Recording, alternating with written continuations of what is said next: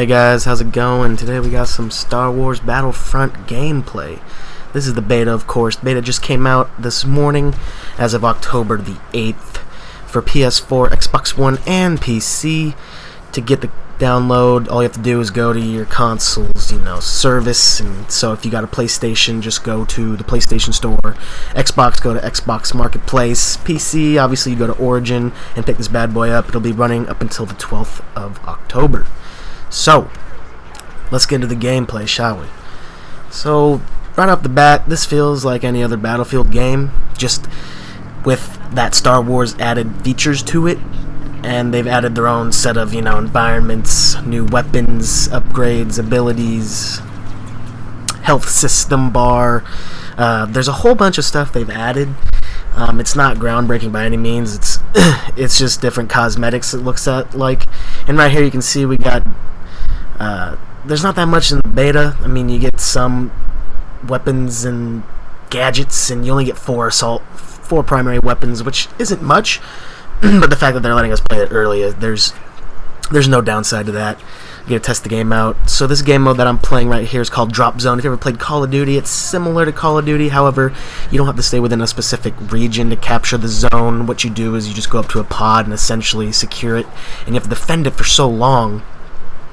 And if it's like a minute or so. And after a minute, if you guys have held it, you get a point for your team. As you can see on the top of the screen, we're losing down right now, 1-0. But what can happen is, let's say we capture the pod right off the bat, right? We go for about 30 seconds, and the enemy essentially defuses it, but they're not defusing it, they're capturing for themselves. They have to go for a minute and hold it. So it can go back and forth for quite a while. So, I mean, there was a lot of rounds I was going where nobody got a single point, and eventually the pod will just move on to the next round, or it'll move to a different location. So that's basically Drop Zone. It's a fun game. It makes the gameplay a lot faster, which I enjoy, because and sometimes when you play Battlefield, there's a lot of times and sequences where you're not getting in any action and you're just running for what it seems like forever. But in this game, it seems like you're always in the action. And Drop Zone, the maps aren't too big. I mean, this map right here specifically is actually a pretty small map. But then again, there's always good to have some small maps in games, because it can increase the gameplay and keep you entertained and wanting to come back, because if something's going slow, you really don't feel like playing. It just feels like it's just a drag. But overall, I think this game it's on the right path. I haven't seen or witnessed any lag issues, connectivity issues. It seems to be running perfectly well for me. There was trouble trying to download it when it came out, but that's just due to the high number of downloads, and so it took about 45 minutes longer to get the game going, but there's no arguing there. But in terms of the upgrades in this game, or what I should say, your cards, is what they're basically star cards, I believe they're calling them, is right now, so I got a sniper rifle. It's got a charge on the right of the screen. It's got a recharge timer. And so once that bar is fully maxed, you get to use that specific ability again. And people I've heard are complaining that these things are overpowered and they come back way too much.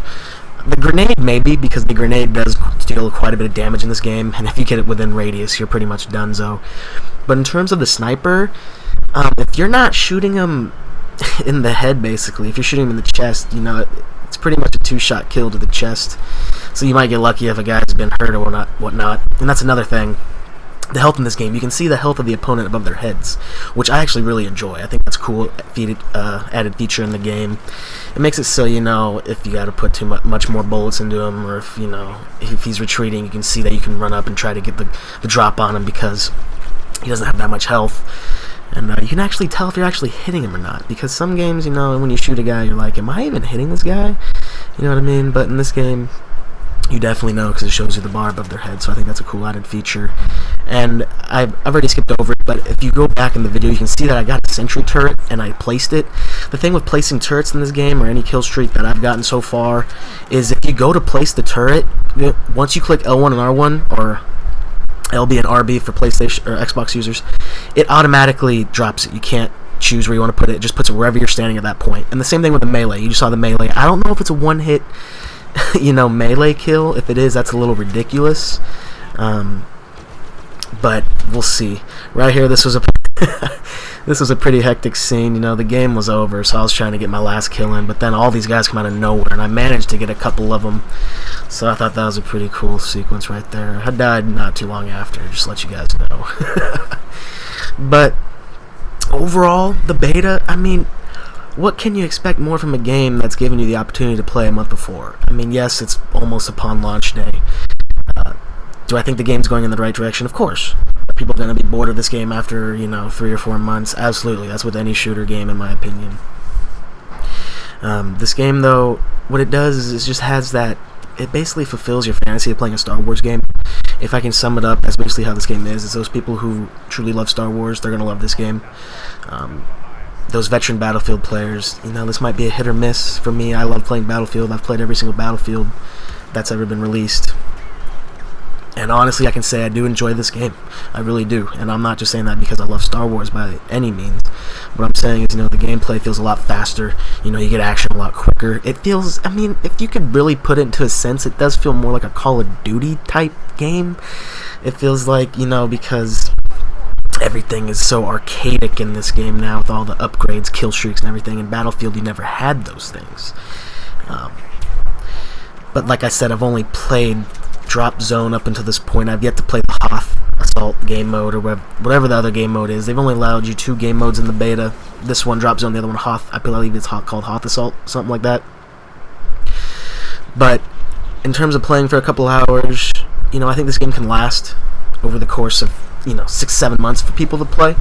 That's usually how long a game's lifespan is, truly, in my opinion, around 6 to 7 months. Because people I'm along with you guys. I mean, I have a short attention span. I'm pretty sure the majority of all of us have a short attention span, so we don't play games, years on end. We only play them for so many months and say, okay, when's the next game coming out? You know what I mean? So I think this game will fulfill your satisfied needs for that fact. One thing that I haven't came across yet is really bad spawning. I mean, there's been times where I've been spawned, behind an enemy, but I'm pretty sure that's because he was so deep in our spawn that I just spawned right on top of him, basically. And there's times where I've spawned and the guy will shoot me, but again, I don't think the spawning's an issue so far in terms of this game mode, Drop Zone. Again, with the maps being so small and you got set sides, it usually just puts you wherever your team's forcing the attack on the pod. And another thing that I believe they should, well, I didn't really say they should fix anything up to this point yet, but something they should look at or may possibly address is the time for the Drop Zone gameplay, because it's only 10 minutes, and if you're a Battlefield fan or any type of fan of the Battlefield genre, you don't like short gameplay. You like long gameplay. You play Conquest. You play these team assault missions and all these things for long, extended gameplay periods that can last a half hour to 45 minutes, you know what I mean? And in this game, 10 minutes, that just doesn't satisfy a Drop Zone gameplay. If they were to bump it up to maybe 15, 20 minutes, I mean, even 5 minutes more would get you a little bit more of satisfaction, because I've played about 10, 15 games so far, and I've yet to break 30 kills, I think, and I usually get, I think 28 was the highest I've gotten, but that's just because, it's only 10 minutes of gameplay, and so I'm not the best player by any means, but even if you're a great player, I don't think you're going to be seeing 50 plus KD or kills within a 10-minute session unless you're, constantly up in the enemy's face and staying alive and not getting killed by grenades or getting one shot in the head by these sniper rifles, because these sniper rifles do kill one shot to the head. They are that deadly.